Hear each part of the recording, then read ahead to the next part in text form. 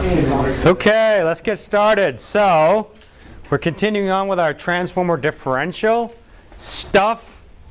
I've got a couple more slides. I've also got some pretty interesting reading about transformer loading and how to determine those. I thought that that would be a useful thing because there's ONAN, ONAF, there's all kinds of different things in terms of that. So, we'll look at those in a minute.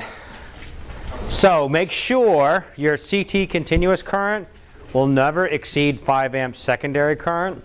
That helps to make sure that you don't exceed the thermal rating. But CTs, actually, you can get a thermal rating factor, which oftentimes you get it to have a thermal rating factor of 2. So the CT can continuously handle 10 amps of secondary current. That's the thermal rating factor.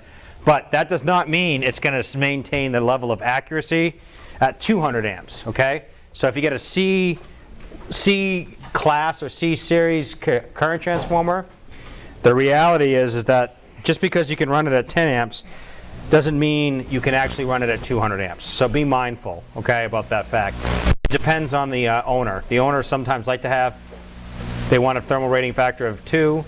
I've seen all kinds of those, but I don't know of any application where I've actually had a secondary current that was continuous that was going to be higher than 5 amps. You would normally go and pick up a second, pick up a different tap, essentially. Although I'm trying to finish up one project where they put a tap essentially in a line, and the fault current is going to result in an instantaneous pickup setting of almost 60 amps secondary current. And so my suggestion was go ahead and change the CT.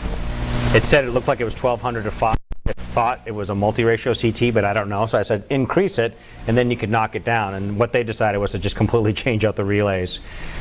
I guess they figured that that was cheaper than doing it. Plus, they also have to adjust the zone 1 reach. That's all 3. Oh, it's in a different pile. Thank you. So there's a zone 1 reach element that was set for 0.25 amps, 25 ohms secondary. That's a really, really small reach. You really worry about accuracy. So the thing would be is to increase the secondary current by having a different set of CTs, but they weren't interested in doing that, so that's fine. And pretty obvious, always avoid CT saturation.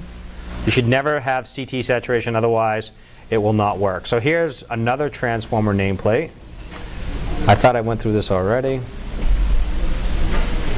And let's see if I can flip it around.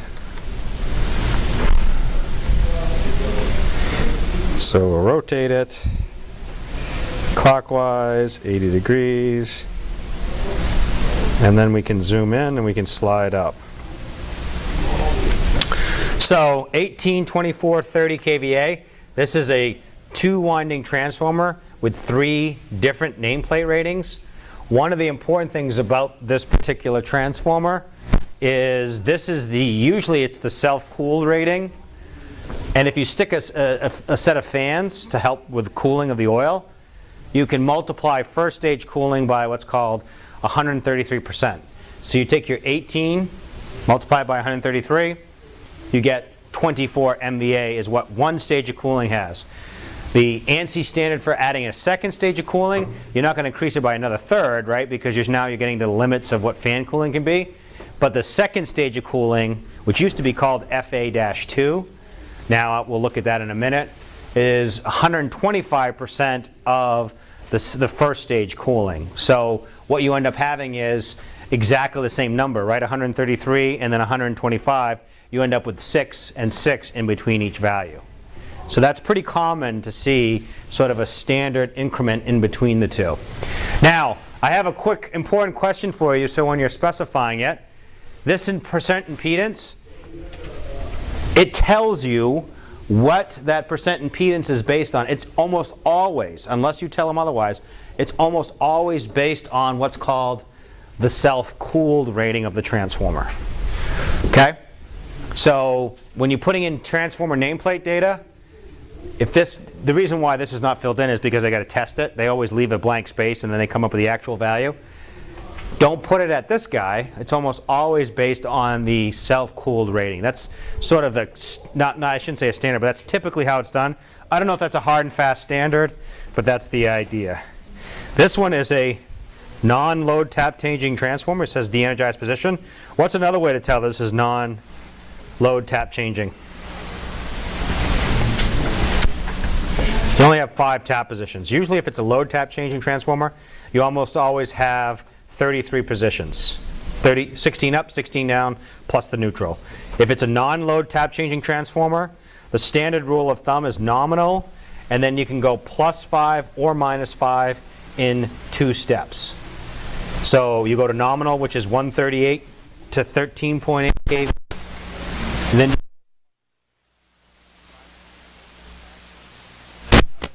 so minus 0.2.5 on the second set of taps. Then this one is also a little bit interesting because this one actually came shipped with lightning arresters. Not seeing that done often. Usually you provide provision for mounting that, or you put it on the steel, but you'd almost always have lightning arresters, particularly on the high voltage side. Why on the high voltage side? Because it's got some overhead line going into your property, right? You own this transformer. Why not protect the transformer from a lightning hit on the line? Okay. Secondary may or may not have lightning arresters. It just depends on the application. If everything is underground and there's no place for it to hit, so you've got underground cables coming up and it's going into the side of the transformer where there's no opportunity to have it exposed, you don't have to worry about lightning arresters because there's no place for lightning to hit. You'll notice that there's no lightning arrestor on the neutral bushing. Why is that? What should the voltage be on the neutral? 0. So if you get a hit on your neutral and it brings the voltage up, you're going to get failed piece of equipment. But hopefully you have enough of a ground on the system that your voltage rise will not exceed what the insulation characteristics would be. Let's see, anything else that's relevant in here? I don't think that there's anything else that's too important for this particular transformer. Although, kind of interesting, right? This is not a huge transformer. It's only 30 MVA, and that's with both stages of cooling on. But it weighs 110,000 pounds almost. So these things are very heavy. There's a lot of iron in them, and they don't travel over the road really well. But what happens is if you can take out this oil, so you ship them dry, you can save a lot of weight, and you can usually ship them over the ground. It's only when they're really big when you have to ship them over the water, essentially. And when I worked in Maine Yankee, they bought new transformers. These were huge, 550 MVA, really big transformers. They brought them in by barge. And then to get them up from the barge over to the plant, they had to get, it's a truck that had 96 wheels on it. So it was just however many, there was an axle ever you could put one essentially, and you could steer the rear wheels.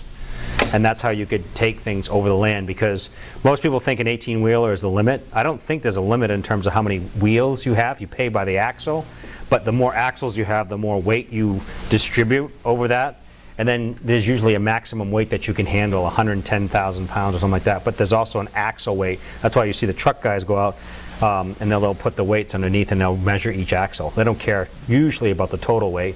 They just measure if there's too much weight per axle, because that's what damages the road. That's essentially, you know, the reason why they're out there measuring, is make sure that the roads aren't being damaged. And then here's the load ratings. So this is from C571200. Now, this is a really good way to do things, and it's based on this IEC. This is one where usually ANSI IEEE doesn't necessarily adopt IEC standards, but this is. So the first, you basically will have 4 letters on your transformer to describe the type of cooling. In almost all cases, you'll start with the letter O, okay? That is mineral oil with a fire point less than 300 degrees C. Okay, anything greater than that means it's highly flammable, right? And you have to be very careful about, you want something that's not highly flammable. Mineral oil is basically like diesel at your house. If you spill diesel in your basement, and it'll stink, but you could go light a match and you won't die. For gasoline, right, it would extend, you know, and so you get really high temperatures. So the difference with mineral oil is it burns really slow and it doesn't burn super hot. So it's better for insurance, right? Insurance companies prefer mineral oil, and if it's treated with the right characteristics, it can actually be biodegradable. I don't know if that's good good oil or not, but you want to make sure you have environmental oil as much as possible. I guess I'm the man, so I'm not sure why. So, circulation. Circulation, ONAN is the typical natural convection cooling. That's almost what you always want for circulation. That's circulating the oil. So natural circulation, what's the principle? When things are hot, they're less dense than when they're cold. So they will tend to rise, and depending on the design of the transformer, the hot oil rises and gets directed to the outside where the radiators are, and then that cools the transformer. The colder oil goes to the bottom, and then the process repeats. That is a really good way to do transformers because you rely on natural circulation. The downside is that you need really massive amounts of oil to allow natural circulation, right? So if you could go with OF, that's really good. For circulation through cooling equipment, right? So that means you're actually pumping it. So you're actually pumping the oil. Big downside of that, though, is it is impacted by if your pump fails, your transformer will heat up very quickly, so you have to shut it down. So you don't see a lot of forced circulation through cooling equipment on the first winding. On the first temperature. Usually it's ON is the standard one. Then you start adding cooling mediums. Air or water. I have never personally seen a water-cooled transformer, but they certainly will make them. And if it's designed well, there's nothing that I can think of wrong with it. But it's the same idea as, would you ever put a sprinkler system in a electric room? Even if it's designed well?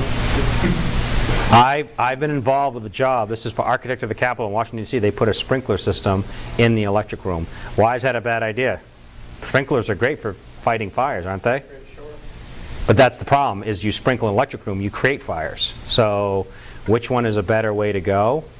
More often than not, like I said, I've only seen one application with an electric room that actually had a sprinkler system. I don't think that that's the standard design, but I didn't design it. It was designed by somebody else. What they did do, though, because most sprinkler systems, does everybody know how they work? Systems are always pressurized.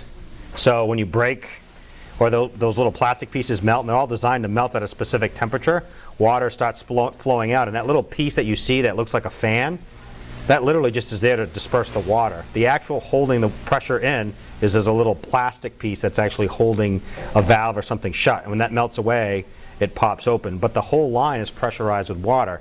This particular one was pressurized with, I think it was just pressurized with air. And the only way you got water in the line is if you actually had an actual detection that, yes, there was a fire someplace, like a fire or a smoke detector had gone off. Then it would pressurize the line, and then you'd still have to have heat to make sure the line actually was energized. The problem with that, though, is what happens if one of those broke? It's pressurized with air, so unless you're monitoring the air pressure in the line, you don't necessarily know. So the system was really complicated. I don't know if they shut it down because of whatever reason. The water is just like a heat exchanger principle? Yep. Like sending cold water. You run it through the radiators, so you can shrink the size of the radiators because you have better cooling, heat removal capability. Gotcha. So you can use water. But then again, you got to use deionized water, and it's another pump that you need to do.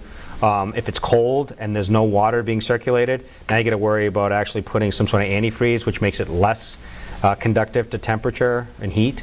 So it can go a bunch of different ways. So the typical one that you'll see will be ONAF, which would be for fans. That would be the typical one where you put fan cooling. ONAF. Okay? If it's ONAN, ONAN, that usually means it only has one stage of cooling. If it's ONAF, that usually means it would have 2 or more stages of cooling. And I have seen one transformer that had 3 stages of cooling, but it's very rare. 1 maximum of 2. Pretty typical. So you can take a look at some of this information. I don't know. So here is the ONAN ONF, which talks about can be put into service at high load. So this is a dual rated one. It's ONAN/ONAF, which means first stage is natural cooling, second stage is forced air cooling. That's summarized there. And then this is what we used to do. This was OA-FA-FA, and I would denote it OA-FA-1, FA-2, usually to talk about the different stages of cooling. But this is the old way of doing things. This is how they're doing things now. So you'll see the terms ONAN more typically. I have, like I said, I've never seen an OD, which is, if you remember from the previous slide, which is directed from the cooling equipment into at least the main windings. So now you've got oil pumping inside the transformer tank, as opposed to a radiator with a pump on the outside that's just sucking air and circulating it through the radiators. It's a different concept, different philosophy.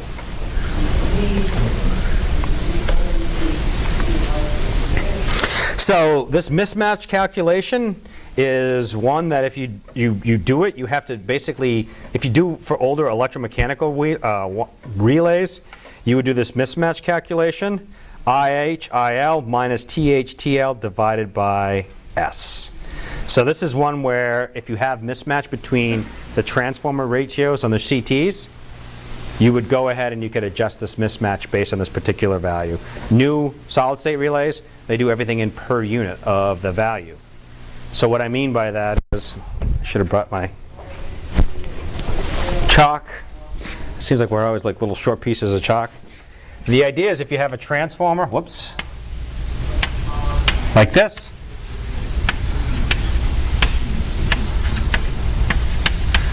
what you do is if this is 1200 to 5, let's say this is 3000 to 5, let's actually make it easy. Let's go 2400 to 5. Let's make it easier. Clearly, right, what you would say is you'd want these to be a ratio of 2 to 1. But if for some reason the voltage was 13.8 to, let's say, 34.5 kV. Oops, the other way around, sorry. So clearly, the transfer, the ratio between this side to this side is not 2 to 1, right? So if you wanted it to be perfect, you'd say, okay, take this from 34.5 to half that value, which is essentially the way that you would go ahead and not have to worry about mismatch. So what you do, if you take, this is a 10 MVA transformer, you figure out what is the full load current. So full load current on this side, so full load amps is going to be equal to 10 MVA divided by the square root of 3 times 34.5. That's the full load amps. Okay? Same thing here. Full load amps on this side is 10 MVA divided by square root of 3 times 13.8 kV. Now, essentially what you have is everything is per unitized based on that. So the current that goes in here, whatever secondary current that is, okay, it gets multiplied by 1200 to 5, and then it gets divided by the full load amps on that side. And the reason being is because you just per unitize it, right? You basically say, well, I know the full load current on this side, let's say should be 600 amps. Whatever it is, I don't know. And then by dividing this value, the primary amps essentially, by the full load amps, you get a per unit value that takes out all this turns ratio. Just like when we deal with transformers in the real world, we do everything in per unit. You do everything in per unit in transformer differentials, and you don't have to worry about it. This you can do with microprocessor-based relays. You can't do it with electromechanical relays. So that's why it's something that's still being fleshed out, because most people are starting to have to wrap their hands around, this idea. But you still understand, you still have to understand the concept of CT mismatch. But in this case, you don't have to worry about it. Who cares if it mismatches or not, right? You get the turns ratio all set up. So you can do it that way. Make sense? Kinda, what I'm doing? You can say no if it doesn't make sense. All you're doing is making everything this is my base current here on this side. This is my base current on this side. I'm trying to figure out what the per unit current is going into this relay and the per unit current is going into this relay. That current should be the same, right? The whole idea of per unit is to take out all the turns ratios of the transformers. So if I per unitize it, this current and this current should be the same.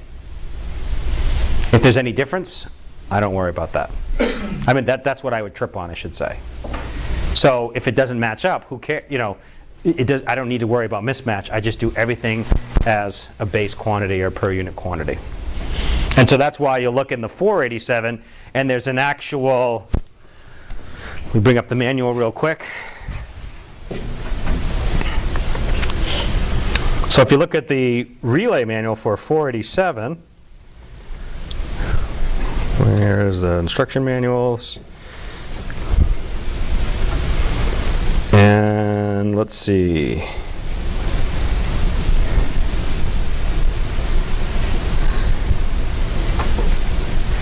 Well, let's show it in here.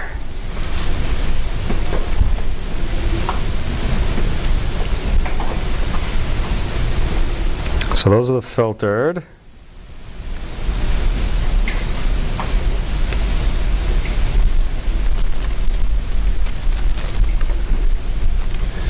No, I don't see it there. Whoops.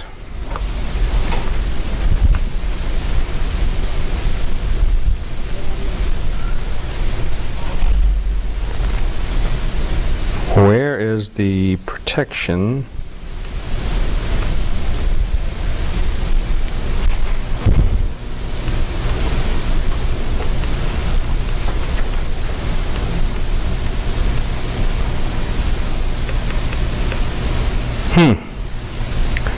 My overcurrent elements, that's adaptive.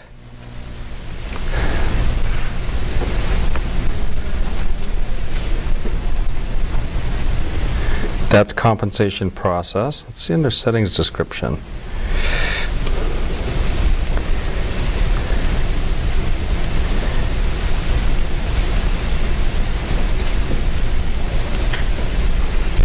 That's all the CT connection stuff that we had to do.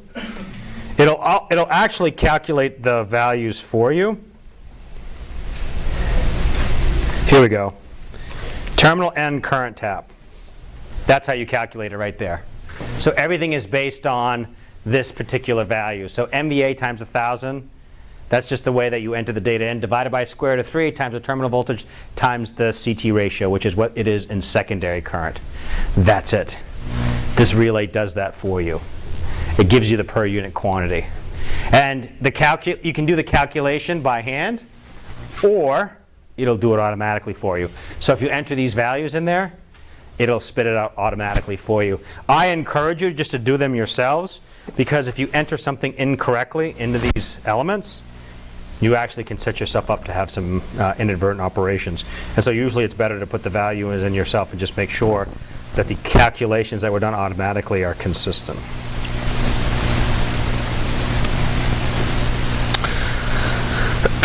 If you have a load tap changer, you can check to see at the extremes, because that's the problem, right? If you have a load tap changer, there's no way to get the mismatch unless you actually sent back to the relay what tap position you're in, which I've never seen that done. So, let's see if this will work. Let's see if I can zoom out a little bit. So here's data for a transformer, 56, 75, 94. First off, is that correct? Based on our OAFA cooling. Between 56 and 75 is 19. Between 75 and 94 is hopefully 19, right? Goes from 110 to 34.5 kV. You've got 1205 multi-ratio CTs, C200, so not the strongest CTs, right? Not a ton of burden capability. Remember I talked about thermal rating factors? That just seems to be a standard people like in industry. They want a value of 2. I don't know why. I've never seen them operate above that, but fine. On your low voltage breaker, on your low voltage bushing, because this is not, there wasn't any on this particular transformer, 2005, again, C200. This one has electromechanical differential. So these have current adjusting taps. So when we do mechanical things, you actually have some taps that you can carry some stuff. So here is the application. Hopefully I can see, whoops.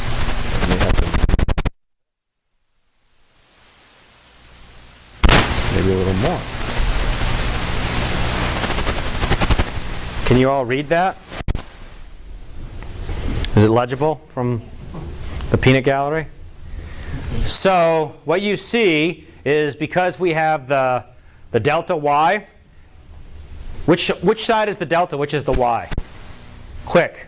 Left side, delta. Left side's delta, right side's y, because Pretty current. see the neutral connection, right? And what you also see is I've taken care of the phase shift in these things by configuring these CTs y delta, right? See how the y connection on the CTs, these are y connected, these are delta connected, aren't they? So it fixes my 30-degree phase shift, but more importantly, I've got IC minus IB going into the electromechanical differential relay here, and going out I also have IC minus IB. So by doing this connection here, right, I actually get all the turns, all the connections I need for the 30-degree phase shift, plus I'm adding or comparing apples to apples. Because the current going into here, right, is IA minus IC. The only one that comes out of here on the Y winding is IA. But I connect it to the IC, non-dotted end, and now I've got IA minus IC on both ends. And that's how I can compare the two. So that's how you can connect them. Electromechanical, if you ever come across it, that's the configuration. Also, if you have like single phase relays, you can still buy cheap ones that can do this type of stuff, but you can still do it with delta Y that way. This one shows the operate and restraint coils, and again, you only have going through here if the current in does not equal the current out. Okay? But if these CTs aren't consistent, which they're not, because 110 to 34.5 is greater than 3.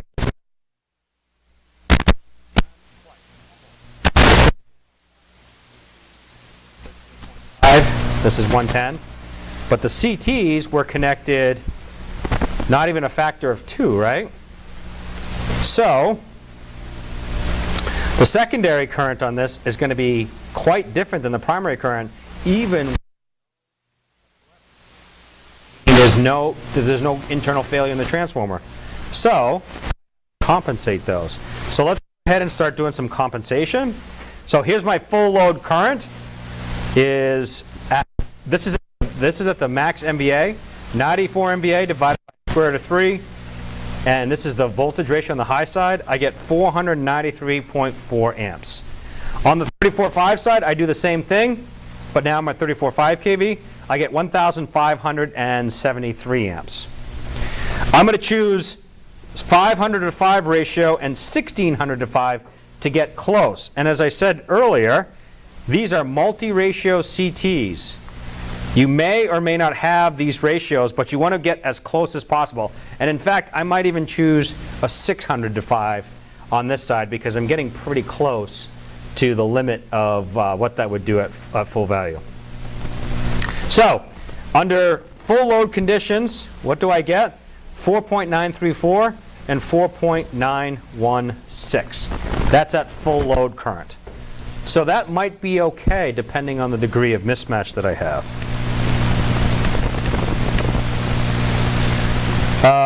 Let's see. So I can select my on my high side because Y connected.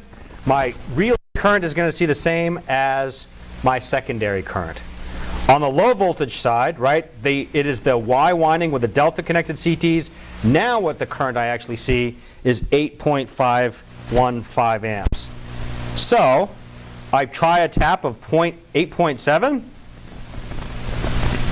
And then I can actually set that at 5. I get this ratio here. I've got a 0.82% mismatch for the calculations for checking that out. That's less than 1%. I'm probably okay. So everything has been set based on picking a tap, 8.7 high side, and a tap of 5 on the low side for this relay here. So these are the taps that I can do. So essentially, I'm per unitizing the values, right? By picking these taps, 5 and 8.7. On the low side, I get approximately 5. On the high side, because it's delta connected, 8.515. So I'm per unitizing them, getting 92 or 0.92%. All right? If you get 487, it does it automatically for you.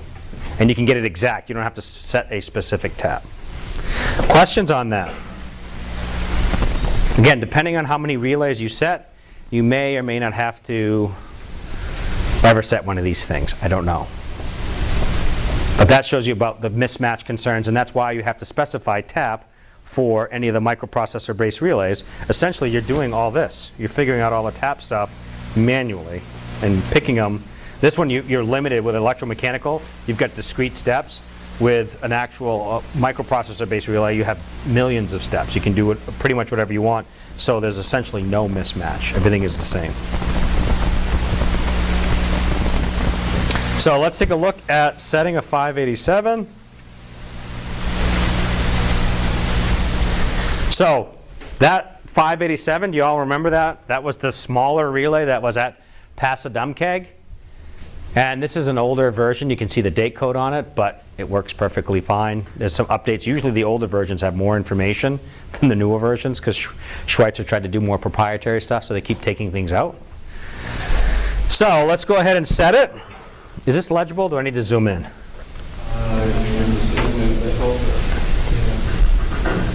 More? So here's the specifications. So nominal current, 5 amp secondaries, you can run continuously for a value of 3 times, right? So there's a thermal rating factor of the relay for 3 times and it won't get damaged. You can actually run 500 amps through this relay for a second and it should not get damaged. It's linear to 100 amps, so the ADD converter will do linear conversion all the way up to 100 amps of symmetrical current. I can handle up to 625 amps. I guess I don't know for one cycle sinusoidal waveform. That's not really linear. The burden is how much load this particular relay will draw. Not a lot of burden. Okay? The output stuff is pretty useful if you're trying to drive a breaker, but a lot of this stuff you can specify. It's pretty standard. Most of the time, making 30 amps and carrying 6 amps is pretty good. Most equipment that needs more than this will have an interposing relay. That won't take as much current as is what's necessary to open or close a breaker. So this is the percentage restraint differential characteristics. So this is how the element actually operates. Remember we talked about second and fifth harmonic blocking. Do you enable that or not to block operation when you energize the transformer? So for inrush characteristics, are you getting some second and fifth harmonic? And that's what this value says here. It's hard to understand, but you can look at the analog relay word bits. And it actually tells you blah, blah, blah, blah, and then it says PCT2, which would be percent second harmonic. PCT5 would be the fifth harmonic, and it'll tell you, is my harmonic greater than my second or greater than the fifth, and then it'll try to block it. So now we want to go ahead and figure out what the max power transfer capacity is, because we're going to set that tap value based on that. Then we specify the winding voltages. These are the nominal voltages of the transformer. So even if you have a tap changing transformer, you would normally pick it under the nominal value. Do you all remember this? Sick of doing these? Transformer connections. Remember, this is the 30-degree phase shift. And is it Y, delta, delta Y? It depends on the current going through the transformer, right? We saw on the figure that we had that delta Y transformer was going into the high side was IA minus IC, but was going out on the low side was just IA. So we had to connect the CTs in a delta to mimic that. You don't have that here. You do everything YY on the CTs, and then you use this connection matrix internal to sort of correct for any connections of your Y delta delta Y stuff. So essentially you're adding and subtracting the phase currents to go ahead and get that. So you can take a look at that, but hopefully it's pretty boring. Do you want to remove zero sequence elements? Well, that's a tough one. Do you wish to remove it? It depends on your application and you're worried about ground.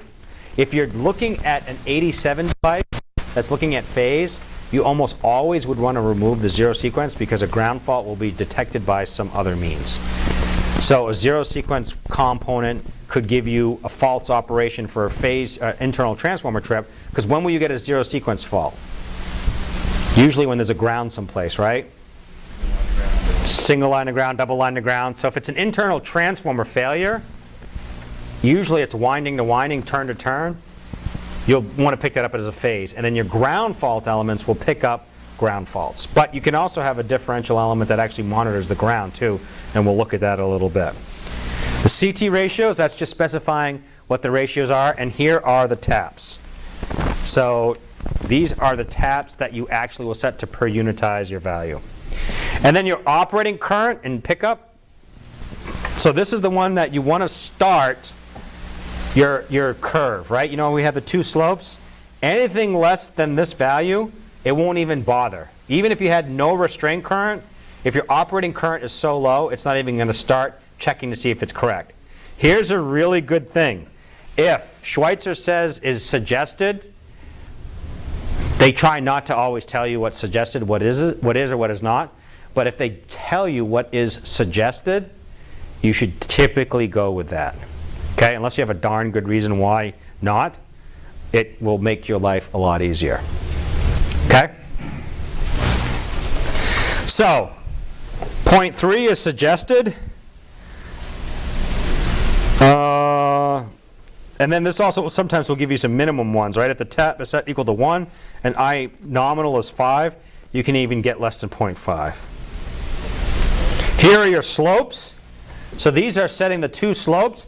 You'll notice that you only have 2 slopes in this particular relay. I've seen a relay that has 3, although I've never had it configured. And you can even have them with adaptive technology that you can do that.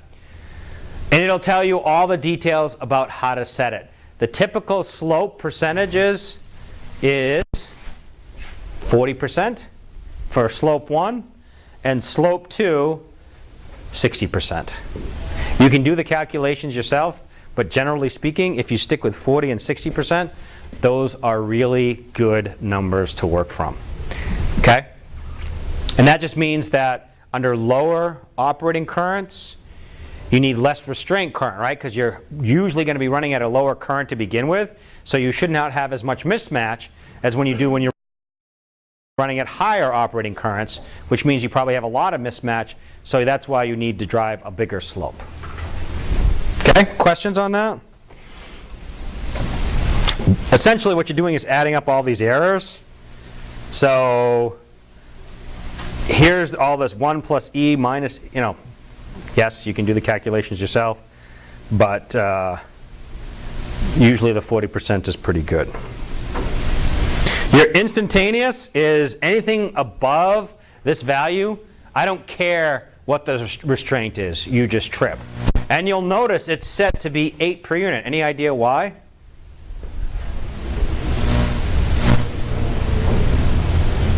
Because your inrush current is going to be less than 8, right?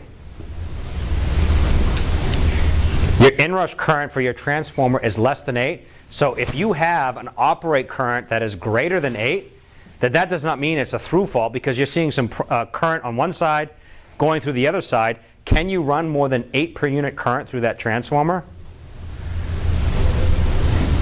When you energize a transformer, it's essentially looking almost like a short circuit, right? So you have very little impedance, a lot of current flowing through. You're not going to be able to exceed that value. Do you remember our transformer damage curve? We allowed the inrush current to go, but we were just beyond that. I'll draw the curve.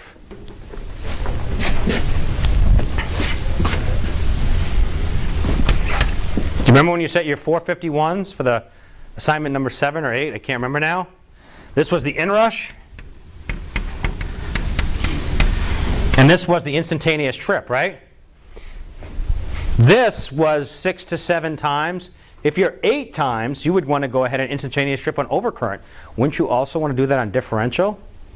Because that means that you should not see any more current on the primary side of that transformer than what is shown here. It doesn't matter if there's a fault on the other side. It should not exceed this inrush current level. So if you're over here, you know damn well there's a fault inside the transformer. Does that make sense? It should not have any more current than this flowing through it under okay conditions, not for long periods of time. If you're over here, you're well above and beyond what is practical or reasonable. So you've got an internal fault in your transformer. Go ahead and trip. So that is an unrestrained. I don't even check my restraint elements. I'm going to issue a trip command. Here are the blocks. You can do second, fourth, and fifth. You can take a look at the suggestions there. I am not a harmonics person, but there's all kinds of information in there. You can do DC blocking, independent harmonic blocking. I think let's see, does that combine them? It's on 2 phases. Oh, so this one does independent harmonics, so it looks at them on an independent basis. When a 3-phase transformer, inrush currents are present on at least 2 phases. Blocks the percentage for a particular phase if that harmonic in that phase is greater. So it blocks it by harmonic. So essentially, if you have one phase that does not experience that, it could be that you're getting a fault that is exhibiting a line-to-line fault, may have some second harmonics. So that's why you can block each individual phase. CT connections, I think that's all I had on this one. That's it. So you can see setting a 587E is actually a pretty easy process to do. Okay? The Schweitzer manual walks you through it, basically tells you exactly how to set it. So setting one of the most difficult elements to get is actually the easiest if you've got a pretty simple relay. So if you're just doing basic transformer protection, transformer differential, like if you get a 10, 12 MVA transformer and somebody's happy with a 587E, that's a piece of cake. That's pretty easy to set. All right? You won't be doing any overcurrent testing or overcurrent coordination, but that's not what this relay is for. That would be a different application that you would go ahead and protect. Questions on phase protection differential?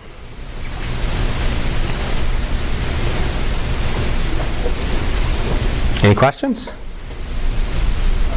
When we download these slides, we click on those links, they won't bring us there, will they? I don't know. I don't know of a pack and go option for PowerPoint. I don't know if there is one. Can you bind them in PowerPoint? I don't think you can you? I think I found it. You just can't click on it and it won't take you anywhere. That's what I'm saying. I don't know how to do the binding for that. If you send me an email, I may remember to go ahead and post those elements that I can do that. Okay. Just like on phase, we can do the same thing for ground. So ground only does what? The same side of the transformer. It doesn't make sense to put this on this side, does it?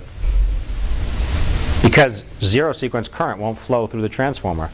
So you'll see a phase, you'll see some phase stuff happening here, but that's not going to be picked up as zero sequence current because the zero sequence network doesn't flow through. Essentially what I'm doing is I'm looking at 3IO0 here and comparing it to 3IO0 here. They're the same, then it's fine. If they're not the same, then I've got a ground fault. So you can only protect the transformer on the side that the neutral exists. You can't look through a transformer and protect it. It has to be on the same side. All right, so this is exactly the same concept, but we're just doing 3IO0. That's all we're doing. Okay? So you connect to 3 CTs. How are those CTs connected? Is it a Y or a delta? It's not a Y or delta, right? You only have 2 windings coming out. It's a residual connection. So you basically are summing the 3 together. Right? You take the 3 outputs from here. And these should always equal 0 if it's a balanced fault, which would mean no current going through here. If I have an unbalanced condition, one of these is greater than the other, and I have ground, because if I have a line-to-line fault, these two have the same current, but they're 180 degrees out of phase with each other, right? So they cancel each other. But if I have a ground fault, I pick up the difference, and that gets sent here, okay? If that is not matching this one, do I have the, I think I have the dots backwards. Do I have the dots backward? Let me see. Current goes through here. Yeah, no, it's correct because this is the path, right? So if everything's hunky-dory, it just completely bypasses the transformer. If it's not, it goes into the operate coil and issues a trip command. So, works beautifully, and it protects all the way through and including the neutral, because any of these see a fault to ground, it's going to be detected in here. It does not detect the secondary side, okay? Or the non-grounded side of the transformer. How about mechanical detection? So any big transformer has its own built-in mechanical. So when you order a transformer, you'll usually get a sudden pressure device, 63 FP. You might get a 63 BH, which is a Buchholz type relay, or Buchholz, I don't know how to pronounce it correctly. You can also have a 49T, which is an internal thermal indicator. So these are mechanical devices, but they're not really necessarily just mechanical. It could be pressure in a tank. It could be current going through a little CT that's in a winding that's measuring a particular temperature. So those can be used to issue trip commands, and if any of those say trip, that should be an input to your microprocessor space relay to also issue a breaker command. So your 587E or your 487E is sitting there and it's monitoring and says, oh, there's a problem with the Buchholz relay, go ahead and issue a trip. So what happens when you get a sudden pressure change in a transformer? How about an explosion, right? If the pressure's like this, then very quickly goes like this, how do you go from this to this very quickly? Leaks? You could have a pressure drop, but usually it's a big pressure change, usually in the positive direction. If it leaks, it's not a fire, and if it leaks, you know, there'd be a hole, right? So then you'd have a low oil, essentially. Pressure change would cause a leak. A pressure change would cause a leak. What do you mean? The expansion might crack a tank. Oh, okay. So if you have a very rapid expansion, so usually at the top of a tank there's a conservator, which has space for the oil to go. There's a nitrogen blanket, and nitrogen is a compressible gas, right? So if you have a big change in pressure, that nitrogen will compress and allow for the tank to maintain its integrity. You don't want the tank to actually, you know, explode or catch a leak, because then you get mineral oil leaking all over the place. So you try to contain that as much as possible. But a rapid change in pressure would usually mean that there's some sort of a fire, and that would be detected by that. Those detect internal faults that are caused by fire that may not necessarily be detected by an electrical fault. So that's also a backup that would work really well. And they can detect low-level faults, right? Because if you have a small arcing fire in your transformer, then that will indicate a sudden pressure as long as it's set up, if it's set up to be sensitive enough. And a Buchholz relay, I think, works on the concept of looking for gases in there, but I don't quite understand that. There's some details. If you look at the Buff book, it talks about how Buchholz or Buchholz relay works.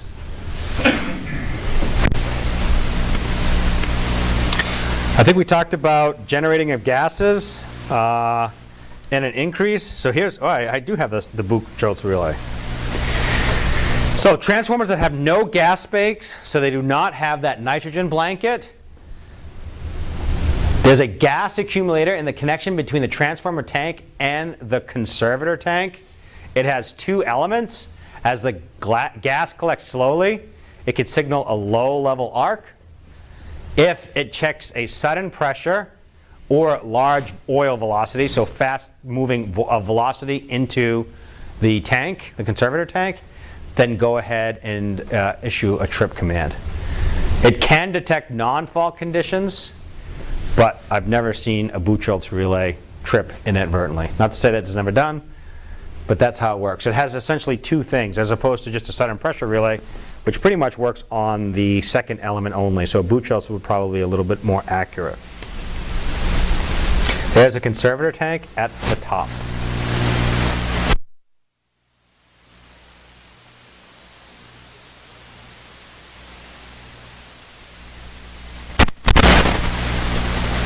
maybe an obvious question, maybe. Yeah. What's heavier, nitrogen gas or mineral oil? Yeah, the oil is heavier. So if you put the nitrogen tank, partially filled nitrogen tank at the bottom, then all the oil would go there and the nitrogen gas would be on the top where the windings are. So you always put this at the highest point. So under almost all instances, the transformer is always going to be filled with oil because it weighs more. So that has some extra volume to make sure your windings never become exposed to a lack of oil. Because once you have a lack of oil, oil is an insulating medium. You've just caused an arc inside your transformer. Sudden pressure relays. They can do with or without an oil conservator tank. The smaller transformers will probably not, like a 10 MVA, may not have a conservator tank. Like the one that we saw that I put up a couple weeks ago does not have a conservator tank. They operate on heavy faults but can handle some pressure changes.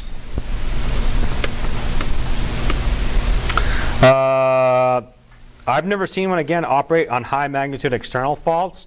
You do get big changes in temperature and oil, but it has to be there long enough to really raise the temperature of the oil. So here's how this a system could work. So this right here is what type of relay? 86? We have one in the lab downstairs. We mimic our circuit breaker with it, right? It's a lockout relay. So anytime you have an 86 device, it operates as a lockout function. So in this case, here's the plus minus of your DC system.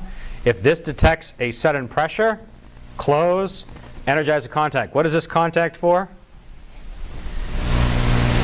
The normally closed 86 contact, right? Jude talks to you about normally closed, normally open contacts in PLCs. I think so. Pressure release. Well, if there's a failure, you want to stay. It's easier than that. A lockout relay usually have to manually reset it. So once it's switched positions, why would you keep it energized? Right? You wouldn't want to keep the coil energized if you have to manually reset it. So in this case, you have something that interrupts current flow to the trip or operate coil, right? So that you don't keep the coil energized, because they use a lot of energy to do that. So in this design, if you have an inadvertent operation, your lockout relay actuates. Let's make it a little fancier. So same lockout relay system here. Now I have a 63 function that energizes an aux relay. This is a fault pressure auxiliary relay. So this is sitting there helping to sort of monitor what's happening. So I come through here and I energize this. This resistor here is just to limit current flow into the 63X. If I have a flashover, it doesn't affect this. It affects these contacts. It does not affect this one. So this one will close if I actually have a condition case where this actually closes and causes this relay to close, and that just limits the current. So this has to be maintained for a longer period of time to get that contact to actually change state and energize the lockout relay. Essentially, this part is the same. This is the reset, right? When I hit the reset button, I have to de-energize this guy. So I have to interrupt my path. This is essentially a seal-in, right? When this guy energizes, it maintains its close here, and then it makes sure that lockout relay is set. When I reset it, I open it here, and then I got to go manually reset the lockout relay. Questions? We've kind of covered this in a little bit of detail. Remember what we did for transformer protection? Overcurrent? We had a 5051T. We had an instantaneous element that was set for, does anybody remember?